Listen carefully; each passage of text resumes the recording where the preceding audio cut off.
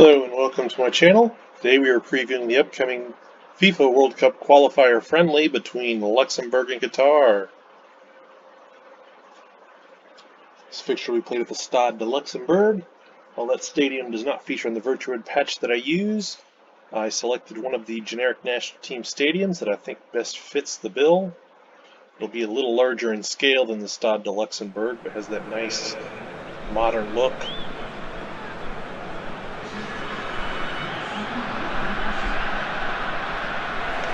Here's a look at our two sides of the tunnel.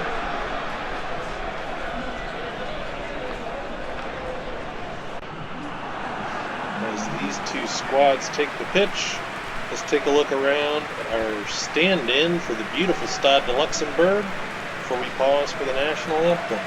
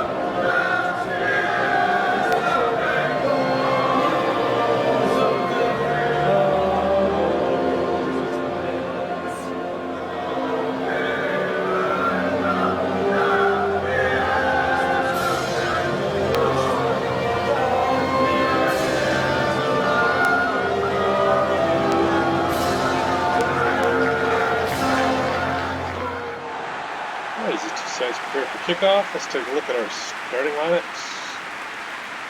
For Luxembourg, they'll be in the Christmas tree formation as they prepare for the Qatari attack. Muratovic at the top of the tree, the star or the angel on top of the tree, I guess you'd say. For Qatar, they line up in a 5-3-2. Akram Afif in the 11 shirt is the man to watch. His strike partner is Al-Noaz Ali.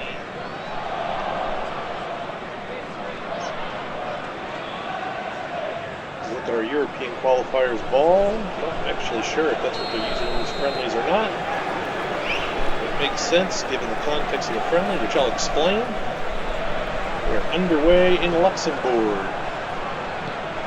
So you may already know this if you're following Group A, or if you've watched either of my previous previews with Qatar against Serbia and against Portugal. If you haven't watched those, you should. There are a couple of cracker goals. And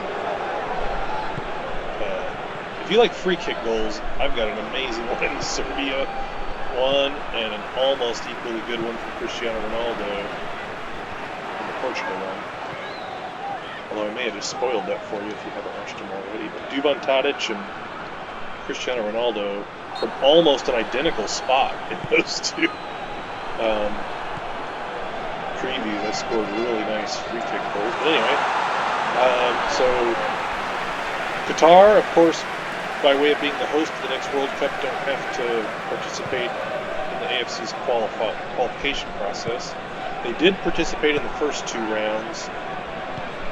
And then over the summer, they'd planned to participate in the Copa America as guest nations with Australia due to COVID issues. Both those countries pulled out. But CONCACAF extended an offer to Qatar to participate as a guest nation in their Confederation tournament this summer, the Gold Cup. Qatar did play in that tournament. They were really fun to watch. They made it to the semifinals where they were ousted by the United States. But I can say I did not expect much of them coming into that tournament. I watched all of that tournament, and Qatar are very fun to watch. They really play like a club team because the entire starting 11 have played together since youth ranks. 9 of the 11 starters play on the same club team, Al Saad in the Qatari Stars League, and then the other 2 also play on the same team together, but I don't recall what the name of that side is. So they play really well together. They're fun to watch, and in particular, this man, the man I was trying to pass to there, Akram Afif, is an electric player. He's really fun to watch. Unless he's cut his hair since the Gold Cup, he's got a really, his hair is much bigger than it is on this game. He's got a big kind of floppy afro now. Looks amazing.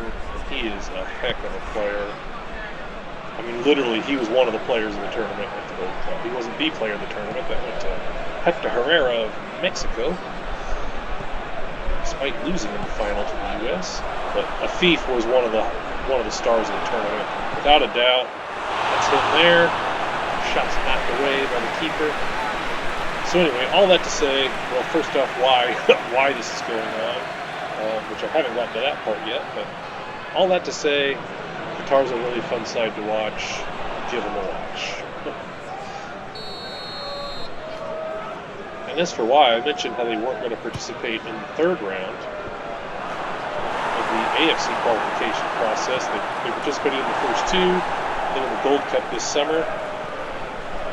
And instead of participating in round 3, they have reached this agreement with UEFA to essentially be a guest participant in Group A, so they'll be playing, so Group A only has 5 teams, so on their off match days, each of these sides in Group A, which are Portugal, Ireland, Luxembourg, Serbia, and Azerbaijan, will play against Qatar.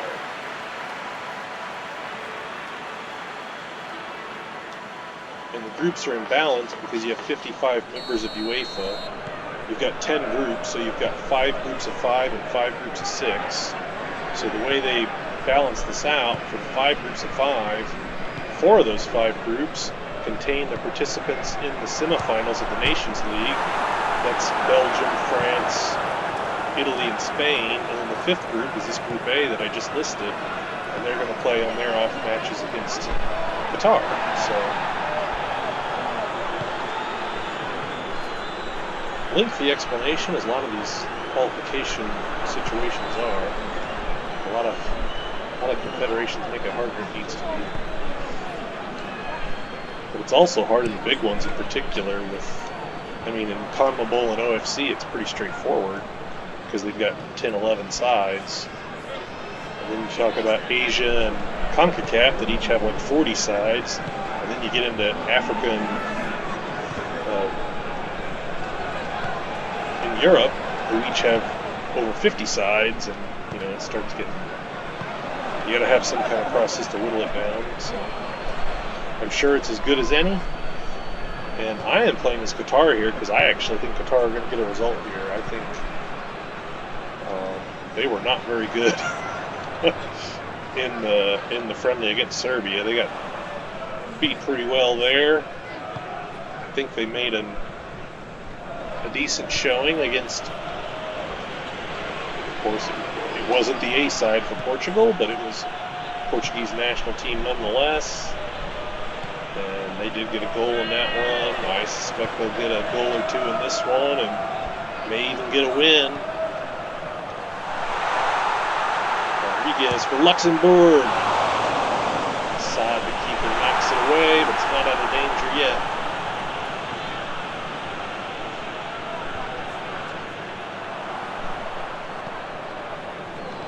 So these friendlies, of course, won't have any impact on the outcomes of Group A, so I think for a lot of these sides, you may see their B sides in these friendlies against Qatar, but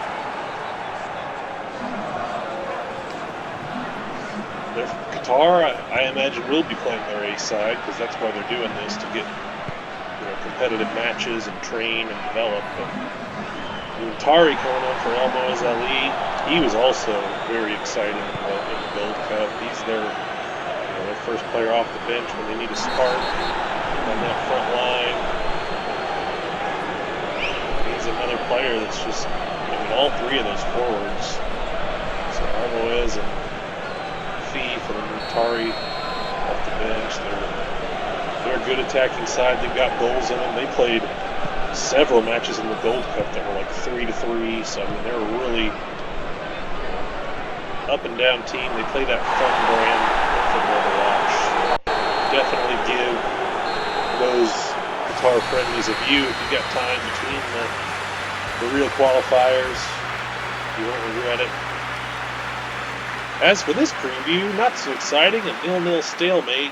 I don't imagine that'll be the case in this one, but we shall see. Akram Afif here. Header over the bar. That was probably one of, if not the best. Might have been the best chance of the match, really. That was probably the best one for Luxembourg. Chipped over the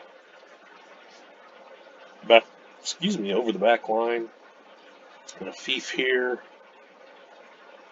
Probably forced this one a little bit because I really wanted to score with Afif.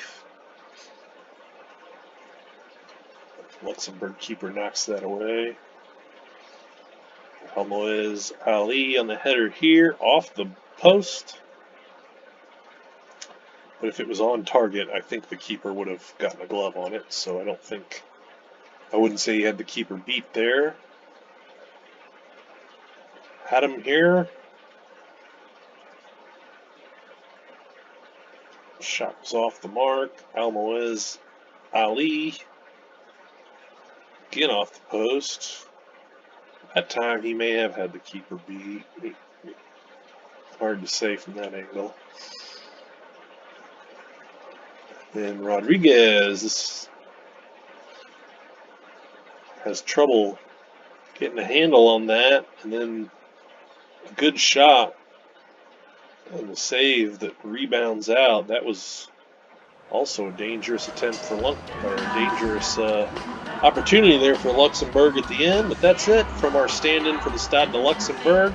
If you enjoyed the video, give it a like. If there's a fixture you'd like to see me play, you can leave it in the comments.